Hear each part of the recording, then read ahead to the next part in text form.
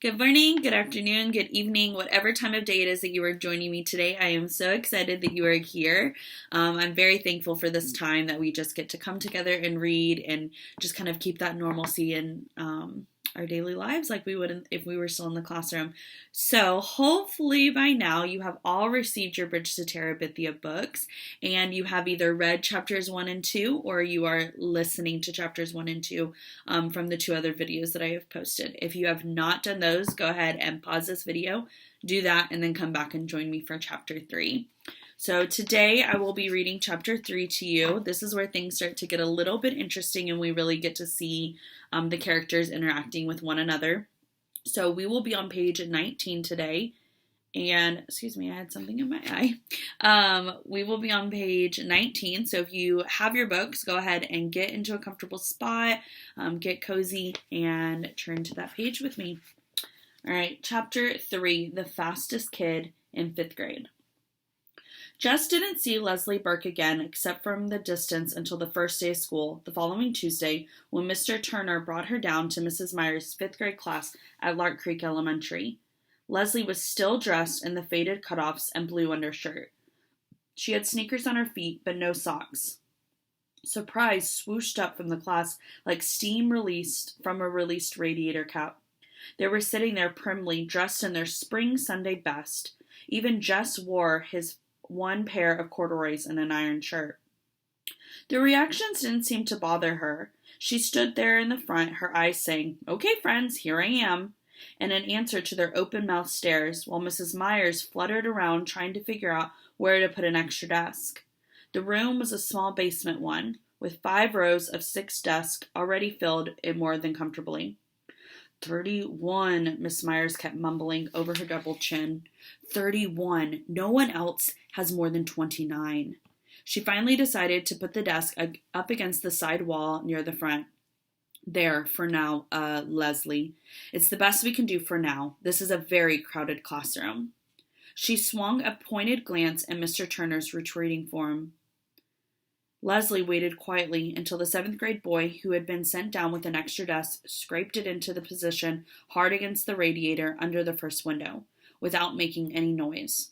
She pulled it a few inches forward from the radiator and settled herself in. Then she turned once more to gaze at the rest of the class. 30 pairs of eyes were suddenly focused on the desktop scratches.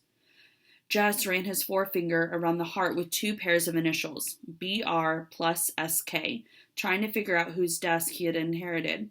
Probably Sally Coach. Girls did more of the heart stuff in 5th grade than boys. Besides, BR must be Billy Rudd, and Billy was known to favor Myron Hooser last spring. Of course, those initials might have been there longer than that, in which case.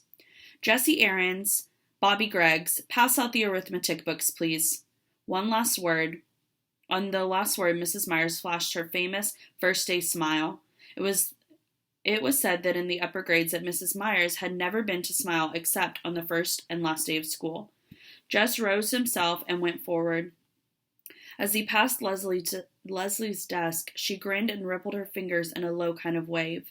And he jerked a nod. He couldn't help but feel sorry for her. It must be embarrassing to sit in the front when you find yourself dressed funny on the first day of school and you don't know anyone. He slapped the books down as Mrs. Myers directed. Gary Fulcher grabbed his arm as he went by. "Gonna run today?" Jess nodded. Gary smirked. "He thinks he can beat me, the dumbhead." At the thought, something jiggled inside of Jess. He knew he was better than he had been last spring. Fulcher might think that he was going to be the best now that Wayne Pittis was in 6th, but he, Jess, planned to give old Fulcher a little surprise come afternoon. It was as though he had swallowed grasshoppers and he could hardly wait. Mrs. Myers handed out the books almost as though she was the President of the United States, dragging the distribution process out senseless signing and ceremonies. It occurred to Jess that she, too, wished to postpone regular school as long as possible. When it wasn't his turn to pass out books, Jess sneaked a piece of notebook paper and drew. He was toying with the idea of a whole book of drawings. He ought to choose one chief character and do a story about it. He scribbled several animals, trying to think of a name. A good title would get him started. The Haunted Hippo? He liked the ring of that. Herbie the Haunted Hippo? Even better. The Case of the Crooked Crocodile? Not bad. What you drawin'? Gary Fulcher was leaning way over his desk. Jess covered the page with his arm. Nothing. Come on, let me see. Jess shook his head. Gary reached down and tried to pull Jess's hand away from the paper. The Case of the Crooked... Come on, Jess. I ain't gonna hurt nothing. He yanked Jess's thumb.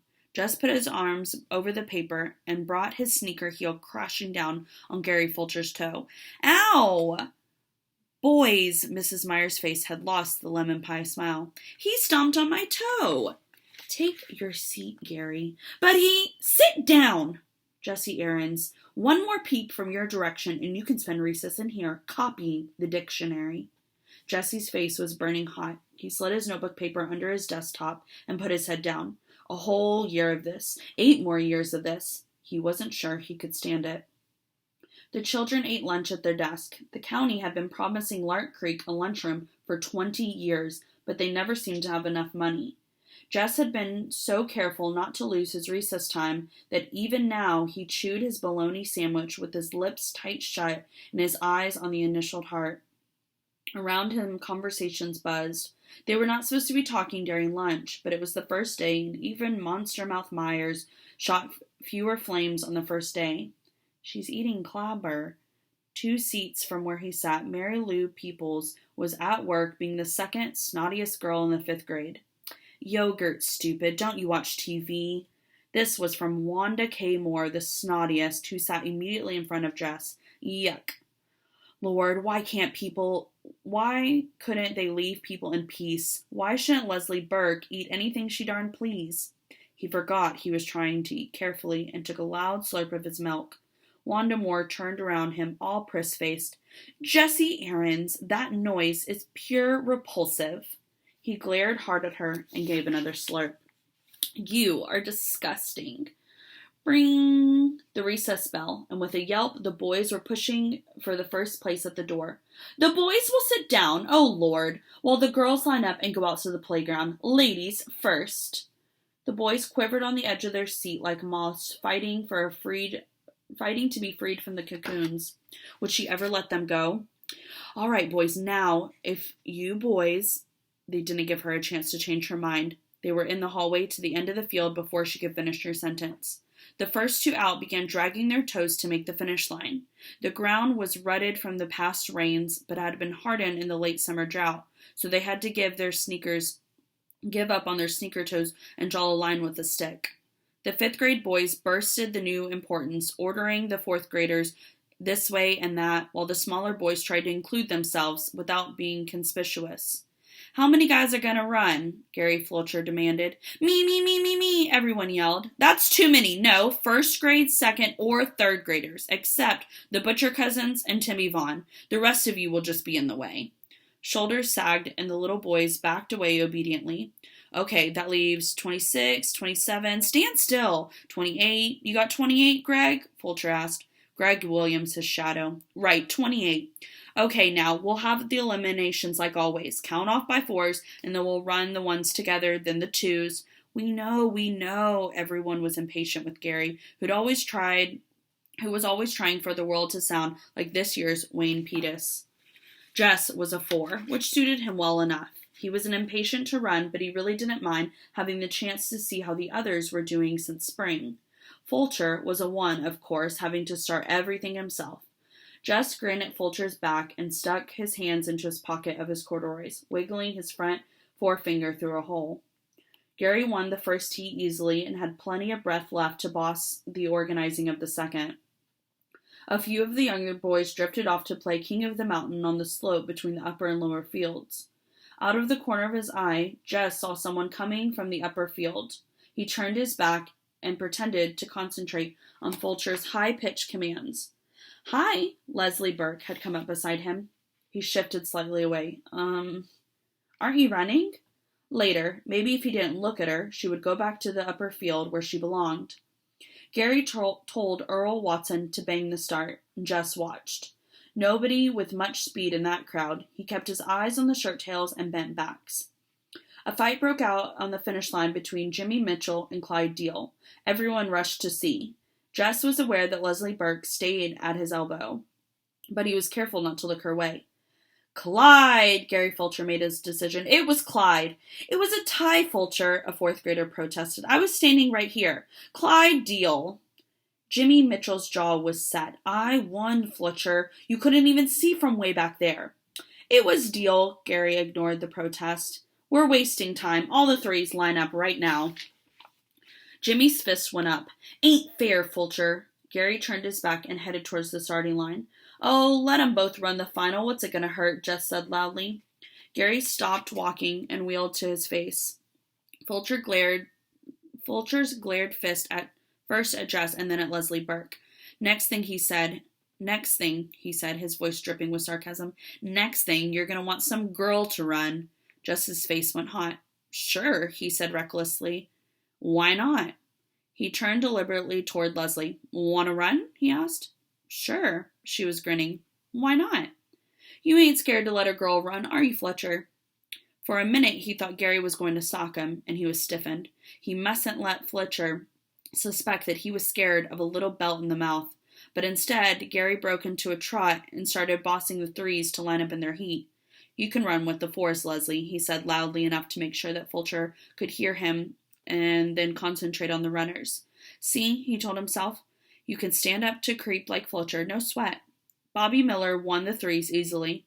He was the best in fourth grade and almost as fast as Fulcher, but not as good as me, Jess thought. He was beginning to get really excited now. There was nobody in the fours that he could give much of a race. Still, it would be better to give Fulcher a scare by running well in the heat. Leslie lined up beside him on the right. He moved a tiny bit to the left, but she didn't seem to notice. At the bang, Jess shot forward. It felt good, even the rough ground against the bottom of his worn sneakers. He was pumping good. He could almost smell Gary Fulcher's surprise at improvement. The crowd was noisier than they had been during the other heats. Maybe they were all noticing. He wanted to look back and see where the others were, but he resisted the temptation. It would seem conceited to look back. He concentrated on the line ahead. It was nearing with every step. Oh, Miss Bessie, if you could see me now. He felt it before he saw it. Someone was moving up. He automatically pumped harder. Then the shape was there in his sideways vision. Then suddenly, pulling ahead, he forced himself now. His breath was choking him, the sweat in his eyes, but he saw the figure anyhow. The faded cutoffs crossed the line a full 3 feet ahead of him.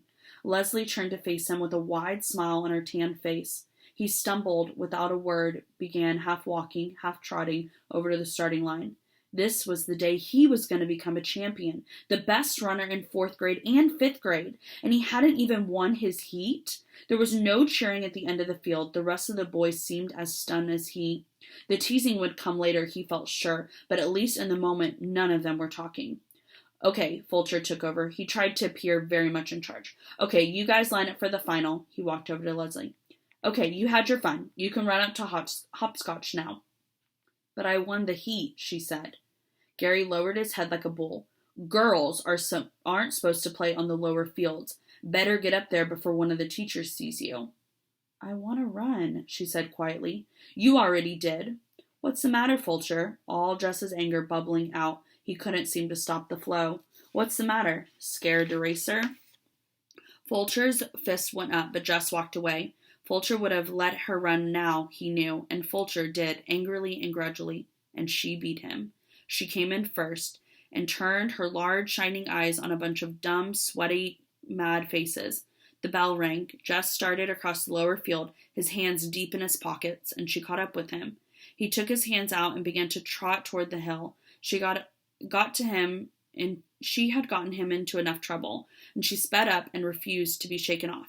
Thanks, she said. Yeah, for what, he was thinking. You're the only kid in this whole darn school who's worth shooting. He wasn't sure. He thought her voice was quivering, but he wasn't going to start feeling sorry for her again. So shoot me, he said.